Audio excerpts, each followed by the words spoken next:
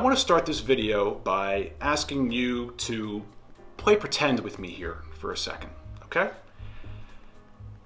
Let's rewind the clocks back 37 days. And you might ask yourself, 37 days? What was going on 37 days ago? I don't remember that. Allow me to remind you. 37 days ago, we were playing the Chicago Bulls in the second round of the play-in. We have just lost to the Atlanta Hawks in the first round. Clint Capella had 21 rebounds against us. Now we're playing the Bulls, who we were 0-3 against in the regular season.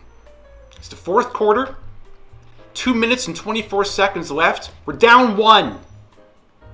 And all of a sudden, there's this big plume of smoke outside of your window.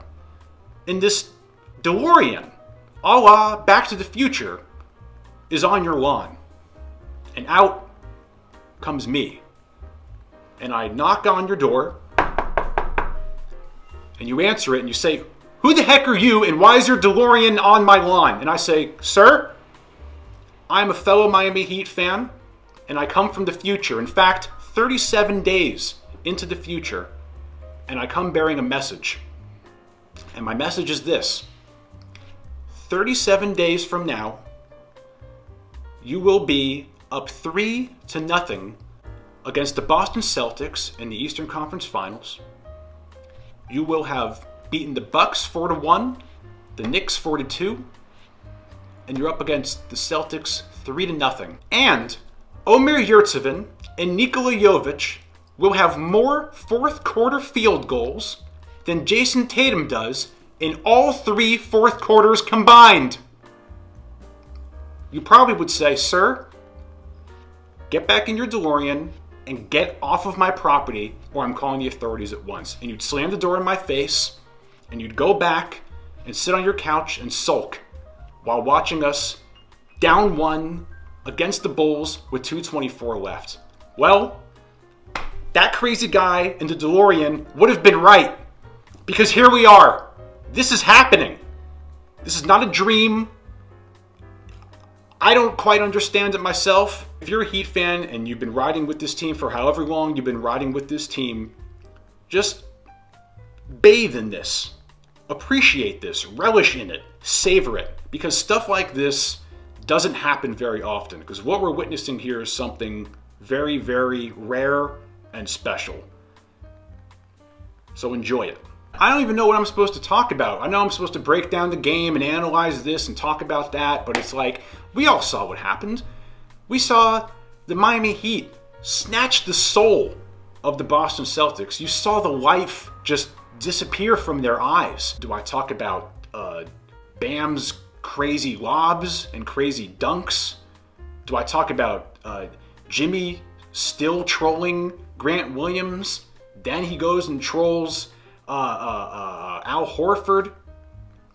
Do I talk about Duncan and Gabe and Caleb absolutely going off? Gabe, 6 for 9 from 3. Caleb, 4 for 7 from 3. Duncan, 5 for 7 from 3. Oh, by the way, did you know they were undrafted? Did you know they were undrafted? Did you know they were undrafted? Oh, I get it. I mean, with the undrafted thing, I get it. I appreciate it. It's a remarkable thing. But these guys at this point are so much more than just undrafted players. These guys have been in the league for a while. They've been on this team for a while. This is some of them, this is their, third deep playoff run? Their second deep playoff run? These guys are so much more than undrafted players. I guess I'll break down the game. What's there even to break down? I mean, it was just a you-know-what kicking from beginning to end. So first of all, Kevin Love got hurt. Apparently, first they said it was his back. Then it turns out that it was his ankle. And then Spo said after the game that he didn't even know if it was his ankle, but apparently Spo said after the game that he was ready to go back in, and they just didn't put him back in because we were killing the Celtics so bad. But I think Kevin Love seems to be okay, so that's good. I brag about when I'm right sometimes, but I'll call myself out when I'm wrong too. And I actually had the audacity to write down in my trusty little notebook here, can't see Celtics just laying down to die. Whew. Whew. Caleb Martin, I continue to worship the ground that Caleb Martin walks upon, because the guy has just been an absolute star every game this series, with shooting, defense, hustle plays, spreading the floor, passing, just being all around amazing. And then I actually wrote, God, this is another, I can't believe, look, I'm gonna call myself out. I'm gonna call myself out for being wrong here. I actually wrote down, expect bigger game from Brown, as in Jaylen Brown. Oh, wrong again. He's been worse and worse each game. I can't believe it. The most impressive thing about the Heat right off the bat was like they were just boom, instantly tenacious, great ball movement, great D, and they just come out the gate with such pressure. Like the amazing thing about this game was that the Heat played this game how the Celtics were supposed to play this game. The Heat were the ones playing like they were down 2-0, and the Celtics were playing like they were up 4-0. And then the Duncan Robinson show begins. Duncan Robinson. This guy, last game, 15 points in 21 minutes? This game, 22 points in 23 minutes. Now he's handling the ball, he's throwing lobs, he's doing cuts, he's making defensive plays. It's like every single player on the Miami Heat is not only playing to their potential, but exceeding their potential and just playing to like the most superhuman version of themselves. I 100% credit Spo and Jimmy Butler for, how do you say, setting that mindset and inspiring that confidence in all of their players, because these guys are playing like they're invincible. So by the halftime, Heat are up 61-46. One of the most interesting things about this game, we had one offensive rebound the whole game.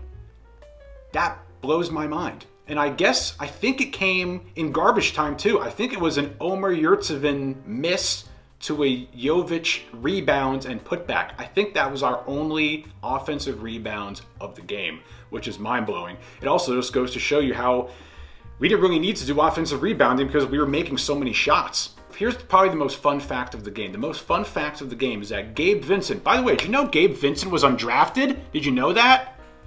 Gabe Vincent had more points than Jaylen Brown and Jason Tatum combined. Yes, you heard that right. I mean, the lead scorer for the Celtics was 14 points. God. And then the third quarter, we saw the game. I don't even need to make this isn't even going to be a good video. I still can't believe what my eyes saw that. One thing I'm really, really proud of is that how well we penetrated the paint that game, and this continued chemistry that we see with Bam and Duncan, man. It's a beautiful thing to see. It's just one more weapon in our arsenal. We are like a Swiss Army knife of things that can hurt other teams. It's really, really remarkable. And Spo had a great little segment in the post-game interview where he talked about how it took years to develop this coherence between Bam and Duncan. I found that really interesting. I'll put that in there for you guys. You've talked over the years about the Duncan Bam handoff connection, but just seeing what it's evolved into with the back cutting, with the lob to Bam today, with all the different things we're able to do, just what have you seen it evolve into from that original handoff hub? Yeah, it's like 5 years of just Malcolm Gladwell, the 10,000 hour rule. This is 10,000 hours of drilling with those two guys a long time ago, forever. And initially it was all dribble handoffs, that kind of trigger. Then we really needed Bam to be also score. Then we needed Duncan to be able to put the ball on the floor, to be able to back cut and all that stuff, and then try to connect that and get everybody synergistic. And that takes some time. and both guys are trying to develop new parts of their game. But this is the constant evolution of two guys trying to get it right, and knowing that there has to be improvement in that two-man action. But when both guys are a threat and both guys can just read the defense and both guys are not just predetermining, that's when it's at its best. All I know is that the Miami Heat completely broke the spirit of this team. You can see it in their body language. You can see it on their faces. Jaylen Brown has been worse each game. Mr. All-NBA first team, Jason Tatum, has not had a field goal in the fourth quarter yet. Joe Mazzulla is completely out of his element. By the way, I'm gonna have a little bit of an unpopular opinion here on the Joe Mazzulla thing. Joe Mazzulla seems to be really taking all the blame and falling on the sword. I don't blame. This is not all Joe Mazzulla's fault. Joe Mazzulla is only 34. There's no 34-year-old on the planet that should be coaching an NBA team. None, nowhere. That is just such an impossible, monumental task. And to be thrust into it because of all the preseason drama with their previous coach, what was his name? Ume Udoka, whatever his name is. He had an affair, whatever was going on with that. At a certain point, where are your stars? Where's Tatum and Brown? What, it's Joe Mazzulla's fault that they're combined? I don't know. What was the statistic? I don't know where it is.